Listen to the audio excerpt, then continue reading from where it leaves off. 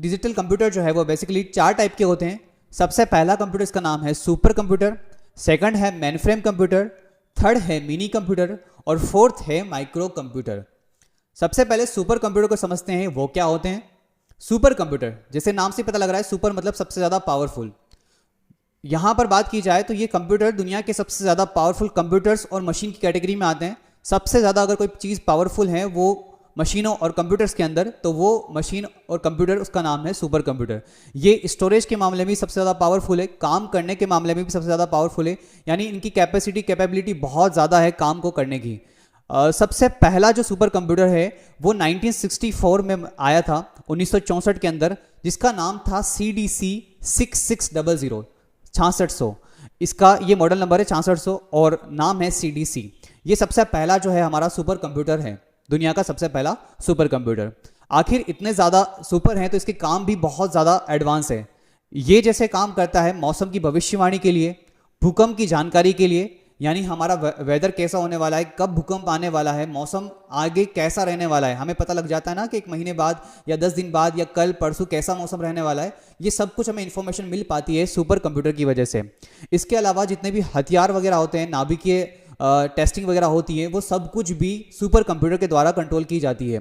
इसके अलावा जो भी लोग अंतरिक्ष वगैरह में जाते हैं, अंतरिक्ष में जो वैज्ञानिक लोग रिसर्च करते हैं, उन सब के लिए भी जो काम करता है वो सुपर कंप्यूटर ही है। तो सुपर कंप्यूटर के काफ़ी ज़्यादा काम है। इसके अलावा जैसे कहीं पर आपको खोज करनी है, ज़मीन के अंदर क्या चीज़ अवेलेबल है या नहीं है, तो उसके लिए भी सुपर कंप्यूटर इस्तेमाल किए जाते हैं। जैसे समुद्र के अंदर से जो पेट्रोल निकाला जाता है, पेट्रोलियम पदार्थ निकाले जाते हैं, वो सब कुछ जो है वो सुपर कंप्यूटर के थ्रू कंट्रोल किए जाते हैं कि कहाँ पर कितने मात्रा में पेट्रोल अवेलेबल हो पाएगा। इसमें कुछ एग्जाम्पल मैं आपको दे देता हूँ। ये इंपॉर्टेंट क्वेश्चन भी बनता है यहाँ से कि भारत के अंदर कौन सा सुपर कंप्यूटर इस्तेमाल किया जाता है या भारत का सुपर कंप्यूटर का नाम क्या है। तो भारत का जो सुपर कंप्यूटर उसका नाम है परम। दरअसल ये भारत का नहीं है, इसको हमने परचेज किया था। ये बनाया है IBM कंपनी अमेरिका ने और हमने उसे परचेज किया, इसलिए इसका नाम जो है वो अब हमारे इंडिया में है। इसरो के पास अभी ये है, इसरो जो बेंगलोर के अंदर है, तो इसरो के पास ये अभी रखा हुआ है। इसका नाम है परम सुपर कंप्यूटर। इसके अलावा जापान की एक कंपनी है फुजित्सु, उसने भी एक सुपर कंप्यूटर तैयार किया, उसका नाम है के कंप्यूटर। इसके अलावा अमेरिका का सेक्वा जो है कंप्यूटर है, इसको IBM कंपनी ने इजाद किया है। चलिए अगले कंप्यूटर की हम बात करते हैं, वो है मेन फ्रेम कंप्यूटर। ये भी एक टाइप के कंप्यूटर्स हैं। मेन फ्रेम कंप्यूटर जो है वो काफ़ी ज़्यादा कॉस्टली होते हैं, काफ़ी ज़्यादा महंगे एक्सपेंसिव होते हैं और इनको रखने के लिए एक स्पेशल है कि इनको रखने के लिए एक कूलिंग रूम तैयार किया जाता है, यानी ठंडा रूम तैयार किया जाता है जहाँ पर ये जो है वो वर्क करता है। यानी बिना कूलिंग रूम के ये प्रॉपर वर्क नहीं कर सकते हैं, या ये कह सकते हैं कि ये काम ही नहीं करेंगे। इनके जो है नखरे जो है वो कुछ ऐसे हैं कि इनको रखने के लिए कूलिंग रूम तैयार किया जाना ज़रूरी होता है। ये कहाँ काम आते हैं? तो बेसिकली ये काम आते हैं बैंकों के अंदर, इंश्योरेंस कंपनियों में। इसके अलावा जितने भी शिक्षण संस्थान है, यूनिवर्सिटीज़ वगैरह है, वहाँ पर आपको देखने को मिलेंगे और जितने भी सरकारी संस्थान हैं वहाँ पर भी आपको ये देखने को मिलेंगे। तो ये कहलाते हैं मेन फ्रेम कंप्यूटर।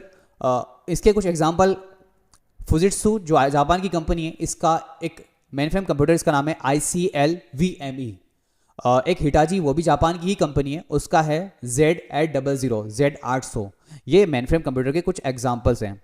अगले हम बात करते हैं वो है मिनी कंप्यूटर। मिनी का वैसे मीन होता है छोटा, लेकिन यहाँ बात की जाए सुपर कंप्यूटर के मुकाबले इनकी वर्किंग बहुत कम है और ये एरिया भी थोड़ा कम घेरते हैं। जैसे सुपर कंप्यूटर की बात की जाए तो वो काफ़ी बड़े एरिया कवर करते हैं और उसके अलावा मेन फ्रेम का थोड़ा एक कमरे जितना एरिया होता है, लेकिन ये जो है ये थोड़े छोटे होते हैं इन दोनों के मुकाबले, इसलिए इनका नाम है मिनी कंप्यूटर।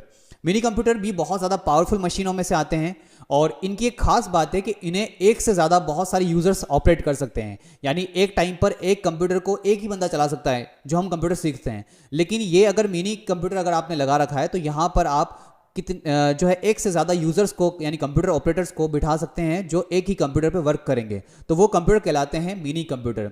इनके क्या काम है, ये कहाँ काम आते हैं? तो ये जो है छोटे व्यापारिक फर्म्स वगैरह होती हैं वहाँ पर काम में लिए जाते हैं। इसके अलावा जो प्रोडक्शन हाउस होते हैं जहाँ पर कोई भी चीज़ मैन्युफैक्चरिंग की जाती है, बनाई जाती है, वहाँ पर भी जो है इनका इस्तेमाल किया जाता है। मूवीज़ वगैरह जहाँ पर बनाई जाती है, तैयार की जाती है, मूवीज़ के अंदर एडिटिंग वगैरह की जाती है, सारे काम एक ही मूवी के ऊपर होते हैं। तो वो जो मूवी जहाँ पर रखी जाती है या कह सकते हैं जहाँ पर इसको स्टोर किया जाता है, वो मिनी कंप्यूटर ही कहलाते हैं। इसमें कुछ एग्जांपल हैं, K202 एक फुजित्सु का ही है, और एक और है TI-990। तो ये जो है कुछ एग्जांपल है मिनी कंप्यूटर के। अगला जो मोस्ट इंपॉर्टेंट है और हमारे कोर्स में रेगुलर वही बना रहेगा, उसका नाम है माइक्रो कंप्यूटर। दुनिया के सबसे सस्ते कंप्यूटर, या ये कह सकते हैं कि दुनिया में सबसे ज़्यादा इस्तेमाल होने वाले कंप्यूटर, हर घर में हर बंदे के पास लगभग दुनिया आधी दुनिया जो है वो इसका इस्तेमाल करती है, वो कंप्यूटर्स कहलाते हैं मिनी कंप्यूटर्स। इस मिनी कंप्यूटर्स में बहुत सारे हैं। सबसे पहला, अगर आपने नाम सुना हो, डेस्कटॉप कंप्यूटर। डेस्कटॉप कंप्यूटर, जिसको हम नॉर्मली भाषा में कंप्यूटर बोलते हैं, वो सही माने में कहलाते हैं डेस्कटॉप कंप्यूटर। लैपटॉप आप लोगों ने देखा होगा, लैपटॉप कंप्यूटर्स भी होते हैं। लैपटॉप से थोड़े छोटे होते हैं, जिनको हम बोलते हैं टैबलेट।